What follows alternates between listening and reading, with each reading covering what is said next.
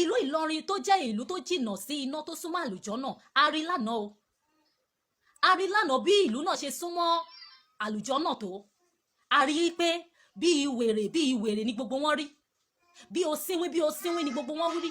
They are not healthy, they are not good looking, they are in poverty, they are in extreme poverty. A rí lánàá o ìlú tó jìnnà sí iná a rí bí wọ́n ṣe rí. Please don't forget to subscribe, comment, share with your friends to have access to this kind of content that you have here. Don't forget to subscribe. I love and respect you. I'll be right back. Ṣẹ́rí tí àwọn nǹkan báyìí ò bá máa ṣẹlẹ̀ a ò ní mọ ẹ̀sìn ẹ̀ tó ní àlàáfíà.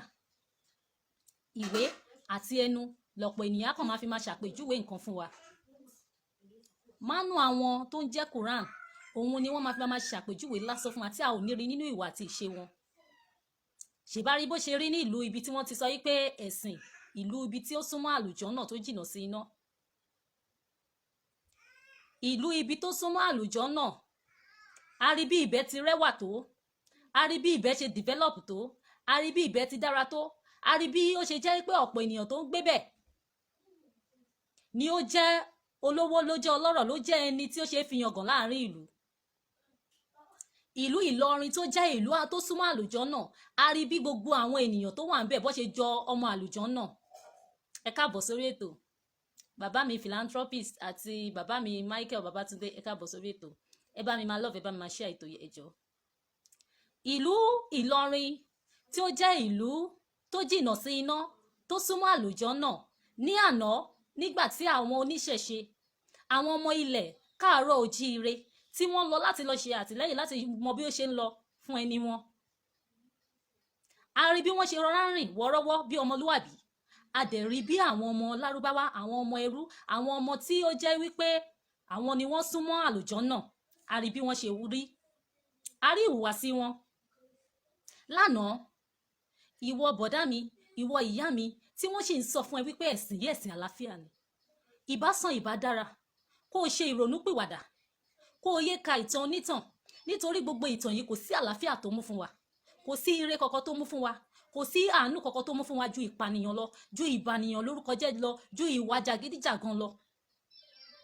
Ìlú Ìlọrin tí wọ́n ń fi ẹnu pè ní ìlú àlàáfíà, kí ló dé tí àwa ọmọ Yorùbá kí ló dé tá a kún fún ẹ̀tàn, kí ló dé tá a kún fún ẹ̀tàn àti ìwà mi ò mọ bí mo ṣe lè qualify ìwà yín.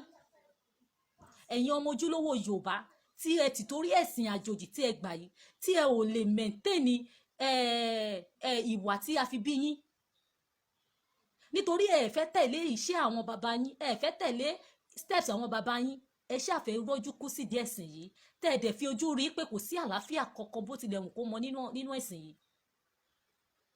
Eléyìí ò sí pé a fi ń ba ẹ̀sìn kan jẹ́ fún kan, nísìnyí gbogbo ayé lè fojú rí i.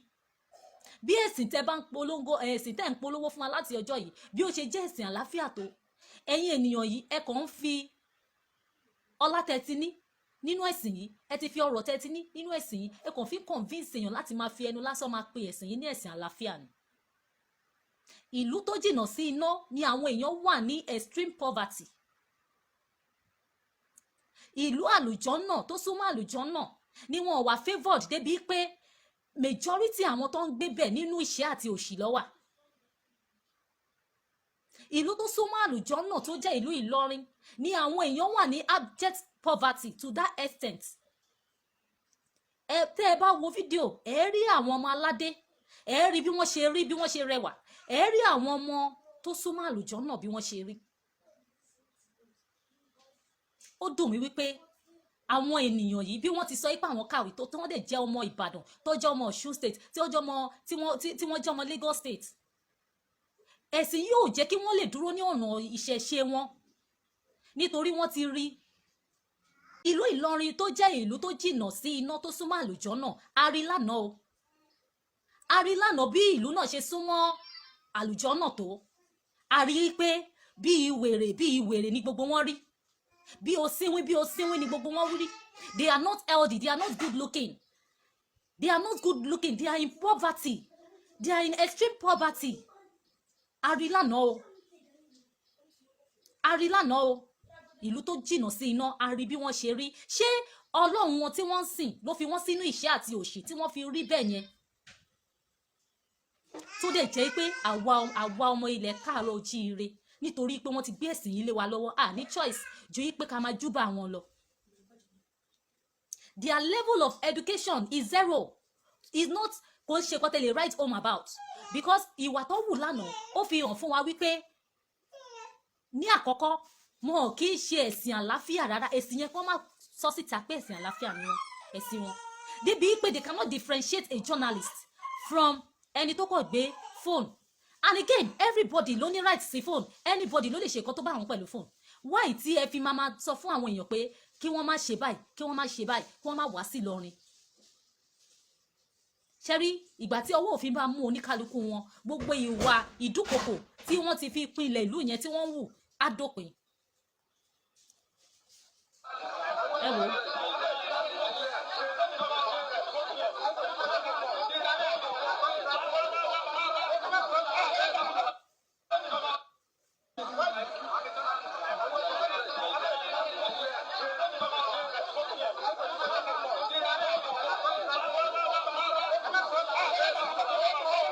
ṣebẹ́rí ó sọ fún wọn ó ní I'm a journalist now. wọ́n béèrè lọ́wọ́ ẹ̀ àwọn ọmọ ìrandíran yìí àwọn ẹrú yìí àwọn tí wọ́n ṣe ń rí láwùjọ yìí wọ́n béèrè lọ́wọ́ ẹ̀ wọ́n ní kí ló dé tó ń cover àwọn ó dẹ̀ ń dá wọn lóhùn yìí pé journalist lòun.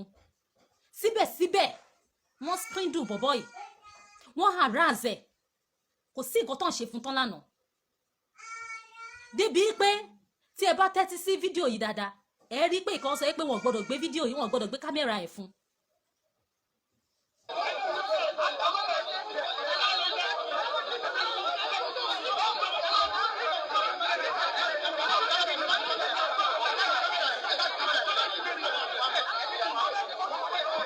ṣé ti gbọ́ ẹ má gbé kámẹ́rà ẹ̀ fún gbogbo wa náà láti rí fídíò yìí online ẹ túbọ̀ jẹ́ ká wo obìnrin yẹn dáadáa. A journalist that is licensed for his work. tó bá wá jẹ́ pé bí gbogbo wa ti fẹ́ràn Tani Olohun tó ní atúyáyá ta lọ sí ìlú yẹn kí ló rí òpó máa ṣẹlẹ̀ lánàá? tó bá jẹ́ pé irú èmi yìí ni mo lọ síbẹ̀ ní àná yẹn kí lẹ rò pé àwọn agbénipa agbésùmọ̀mí ẹ̀dá yìí kí lẹ rò pé wọ́n máa ṣe? There is probability that they will want to kill me. On top what?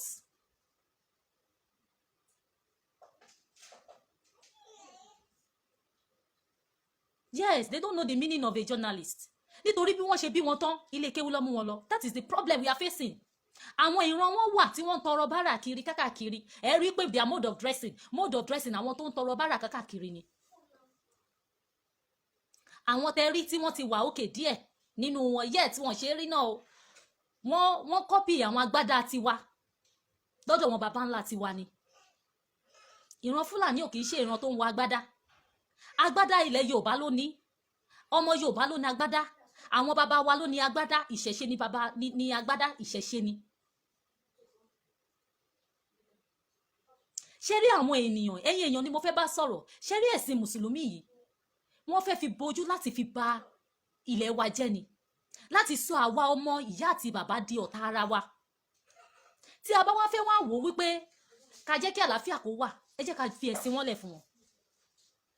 ẹ̀sìn ẹyẹ máa kéde pé ẹ̀sìn àlàáfíà ni àwọn ibi tí wọ́n ti mú ẹ̀sìn yìí wọlé lẹ́tí rí ogun lẹ́tí rí ìdààmú lẹ́tí rí wàhálà lẹ́tí rí fìtínà ẹ̀dẹ̀ sì pè ní ẹ̀sìn àlàáfíà nǹkan tí ẹ kọ sílẹ̀ tí ò sí nínú ìwà àti ìṣe yín. now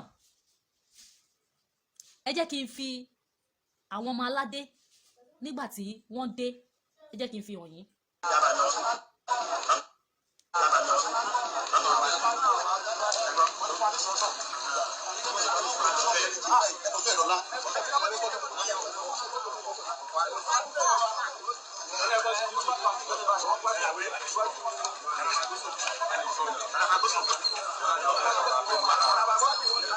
Quando vai ali, eu pedi de ali.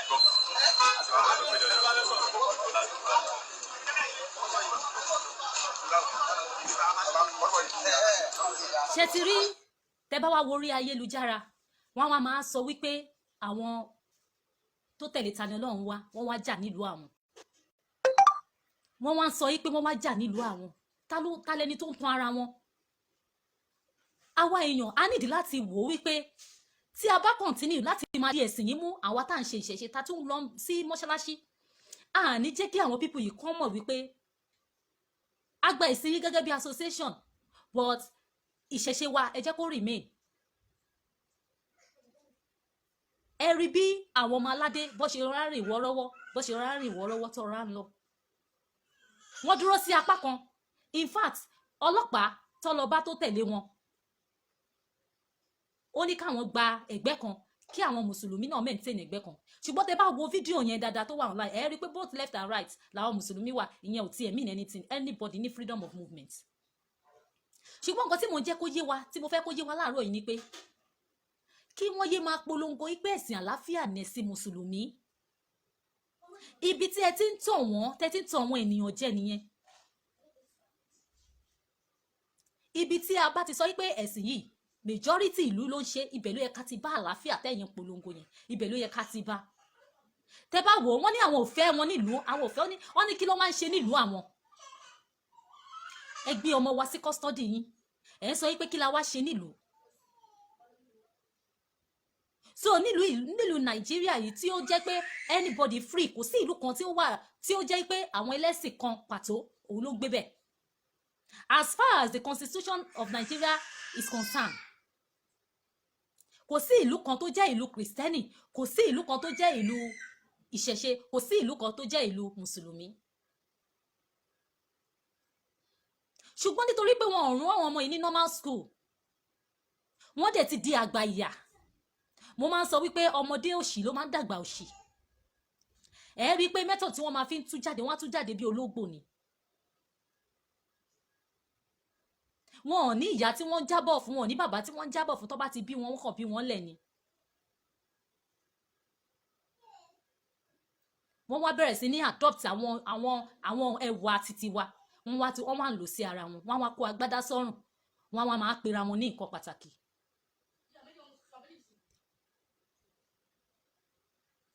ẹ wo ẹ̀yin ènìyàn mi ẹ jẹ́ kí a fi ẹ̀sìn wọn lẹ̀ fún wọn. ẹ jẹ́ ká ran ìṣẹ̀ṣe lọ́wọ́ ilé ìjọsìn Ọ̀rúnmìlà ó wà káàkiri tí ó nídìí ìrànlọ́wọ́ gbogbo ìgbà ni máa ń sọ wà lórí péjì mi ìjọ tí mo gbé wá sórí péjì tí mo sọ pé ẹni tó bá ní owó táìsì kó ràn wọ́n lọ́wọ́ ẹni tó bá ní owó window blind kó ràn wọ́n lọ́wọ́. a ti fi owó wa a ti fi ṣe ọmọ làǹfààní fún wọn wọ́n ti fi owó wa wọ́n ti fi di nǹkan. wọ́n wá fi owó tí à ń fún wọn wọ́n wá fi ṣe sword láti fi gún wa. kéèyàn la inú pàkà kó máa ṣe pé àwọn ò fẹ́ wọn nílùú àwọn àwọn ò fẹ́ wọn nílùú àwọn àbí ẹ gbọ́ fídíò yẹn dáadáa. so nǹkan tẹ́ expect ni pé ká fi ọmọ wa sílẹ̀ ní custody yín ká dẹ̀ má bójú wẹ̀yìn mọ́. nǹkan tí wọ́n fẹ́ try láti ṣe ni pé they want to intimidate us to the extent that we won't be able to come to that place. wọ́n fẹ́ fi ìbẹ̀rù bojo sínú ọkàn wa kí a máa rí ìlú yẹn gẹ́gẹ́ bí ìlú tí a ò kàn lè wọ̀. tí a bá wá wò ó dáadáa a rí i pé ibi tí àwọn ọmọ aládé dúró sí àwọn ọmọ ìṣẹ̀ṣe dúró sí ẹ rí i pé wo ibẹ̀ kan ni wọ́n fi tear gas sí nítorí wọ́n bọ́ sí orí afẹ́fẹ́ wọ́n sọ ìsọkúsọ yìí pé àwọn ò jà àwọn ò ṣe nǹkan kan jà kí wá ló prompt ọlọ́pàá tó fi ń fi tear gas because mi ò rò pé tẹ́ ẹ bá ti fẹ́ defend irọ́ ẹ máa try láti wo irú irọ́ tẹ́ ẹ máa defend ẹ máa try láti wo irú irọ́ tí ẹ máa mold irọ́ tó jẹ́ pé gbogbo ayé ló wò ó àti wá rí aláṣejù yín tán àti wá rí yín tán.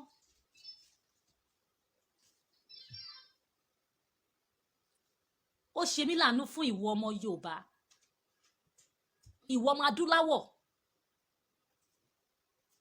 tó o sì ń rí ẹ̀sìn mùsùlùmí gẹ́gẹ́ bí ẹ̀sìn tó o wò wípé àwọn kan wọ́n ń ṣe alákatakítí nínú ẹ̀ jẹ́ kí n sọ nǹkan fún ẹ tó o bá jókòó tó o bá wo ìwà Ọ̀rúnmìlà wàá mọ̀ yìí pé atáyé ṣe ni.